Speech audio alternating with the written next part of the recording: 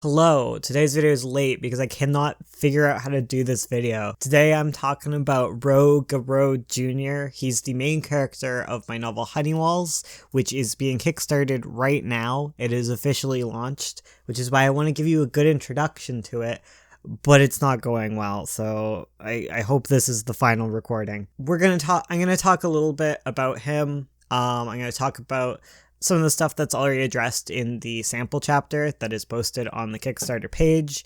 And yeah, I'm not going to get too in-depth because there's a whole book about him. So I guess that's what we'll do here. So Ro is a big grump, but he's not like super grumpy. He's kind of like flat in his personality. Like that's his big thing. And he hates all things weird. Like, so Honeywalls is set in like a modern time, just our world. It's fine. There's a bit of fantasy and magic that comes in later, but for the most part, like, everyone in the world doesn't know about any of this stuff, and Ro especially doesn't know about any of this stuff. At least that's what he says. He really hates any and all things to do with magic. He hates magic shows. He hates fantasy books. He hates fiction of all kinds, honestly, and doesn't think anyone should read it. Everyone should just read nonfiction, maybe contemporary, but even then, he's kind of iffy on it. He just, like, if something isn't real, he doesn't really want to be a part of it. Everything needs to be, like, super legit. Otherwise, he's kind of like, I don't know about this. Meanwhile, he has a girlfriend, right, who is kind of the opposite. She is a very spiritual person. She goes to a kind of new agey church.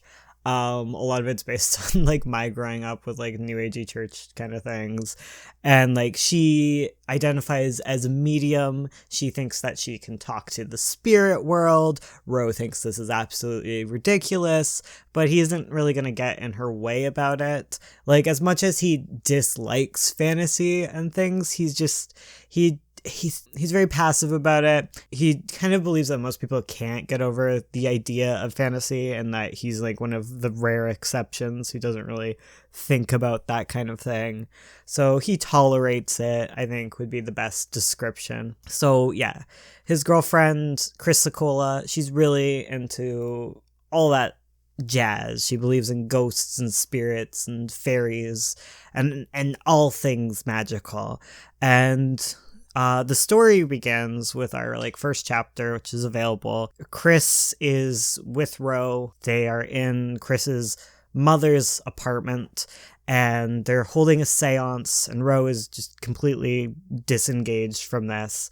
And it's a very intense seance compared to like their usual type. Like, usually they like hold hands and they talk to like spirits, and they're usually all just happy and just it's fine.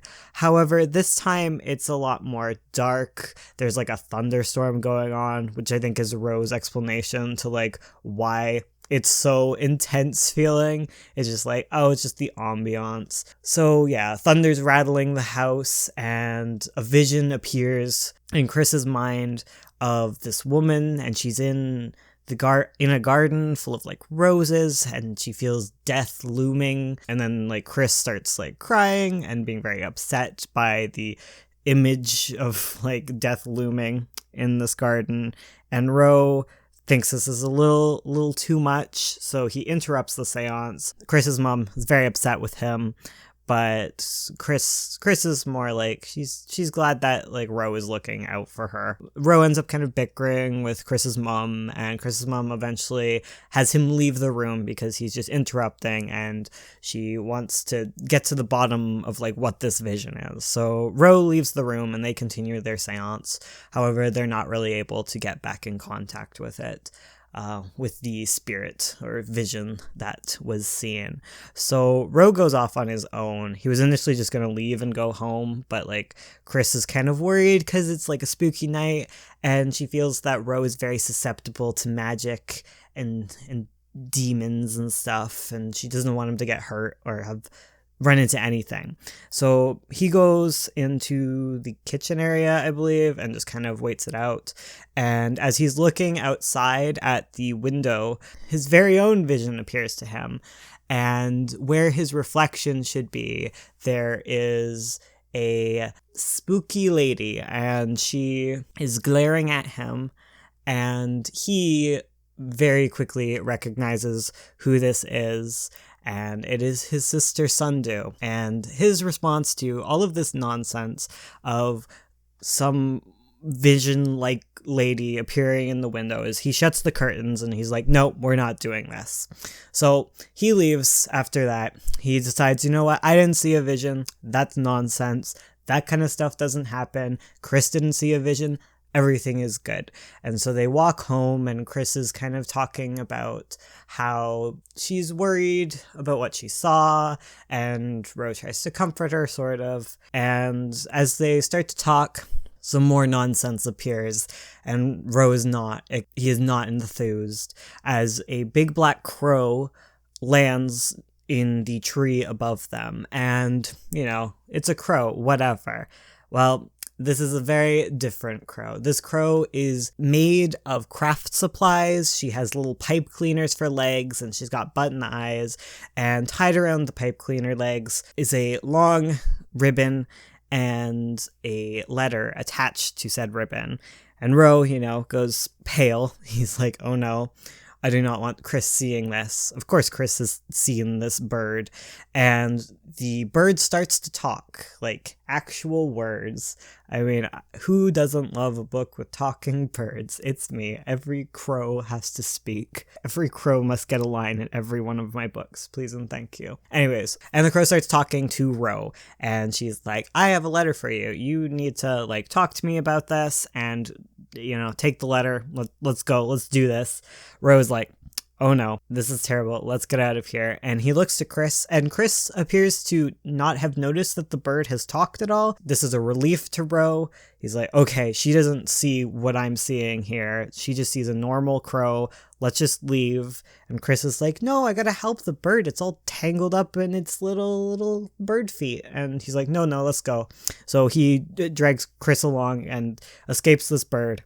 And he's like, okay, I'm free. None of this is going to happen again. We're good. He goes home. They go to make dinner. He decides he's going to do some gardening because he likes gardening. Okay, maybe he doesn't like gardening. It's hard to tell what Ro likes and what he dislikes. I guess you can usually tell what he dislikes, but he kind of like appears like he dislikes all things. So maybe he likes gardening. I don't know. So he goes to garden. There is more nonsense, of course, because, you know, what kind of book would we have if all of the nonsense just stopped there? That would be very random. Probably not a good story arc. So not only does the crow come back, but there is a squirrel who is made of craft paper and, you know, crayon scribbles. And Ro is in quite the tizzy as this bird has finally cornered him, and he can now talk to the bird a little more openly because Chris is too busy making dinner, doesn't notice the talking bird, doesn't know this Ro talking to a bird. He would never want to reply to a bird because, man, he would look weird doing that. And Ro is a no-nonsense guy. Okay, so he talks to the bird, and eventually he agrees to take the letter, but the bird doesn't just straight up give the letter because she's kind of a greedy bird, and she's like, no, I want to you have to pay your messenger for giving you a letter.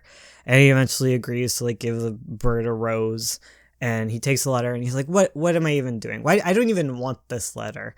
And the bird leaves, so he's stuck with this letter. So, you know, curiosity gets the best of him, and he opens it up, and it is a message from his sister regarding the recent death of his mother, and he's needed to go back home to settle some affairs, and he is not enthused. Yeah, so that is the very beginnings of Honeywalls.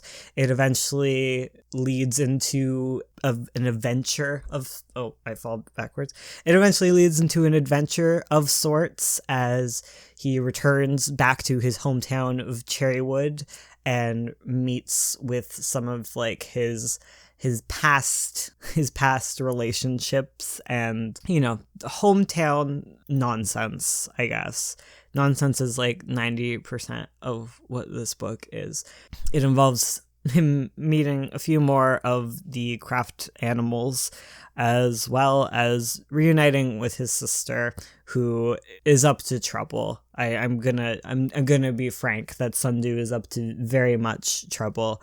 And if you read the synopsis further, Sundu is going to cause a lot of trouble, like a whole bunch of trouble. She's not a good girl. She should be sent to her room.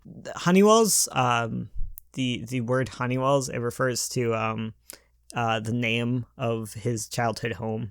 It's called Honeywells, and after his mom's passing, Sundu and him kind of have to decide who gets to keep the house, because it was given to Ro, not Sundu, but Ro doesn't really want it. He doesn't want anything to do with Honeywells at all. 0% interest. Has always wanted to completely cut off ties, so he eventually does give the house to Sundu, which is a very bad idea, as I've rambled slightly about before. And if you know me, there are curses involved, and there is also a missing heart involved. So partly why Ro is like really like low key, sort of like he dislikes things, but he doesn't like hate things, and he doesn't really get interested in things, is because he is missing his heart. Like, he would never talk about this, and I think it's been mentioned in the synopsises. So he is missing his heart, and a lot of the story involves like trying to track down a heart. He is both medically like missing a heart, like he goes to doctors and they're like, wow, you don't have a pulse, and he perplexes everyone around him. And he also doesn't really have a metaphorical heart, so he's kind of like dull, like all his emotions are dulled. It's very magical girl. Like I always loved those like stories as a kid, like Sailor Moon types, as we know from the Twitch streams where I'm constantly listening to the Sailor Moon like soundtrack and whatnot. But I like when like hearts are taken out and the eyes go all dull, and you're like, Sailor Moon, we have to save you. That's the vibe. Ro is Sailor Moon. She had like the heart crystal, like she had like a crystal that came out when the people from the Negaverse like reach in and just yoink. Is that true? Or am I just making stuff up? I like that stuff, you know? Like soul gems, that stuff's good too. Basically all my stories take inspiration from magical girls without having really magical girls involved, I guess. Wow. This is kind of a ramble. So if any of this interests you, I guess, let's get back on track.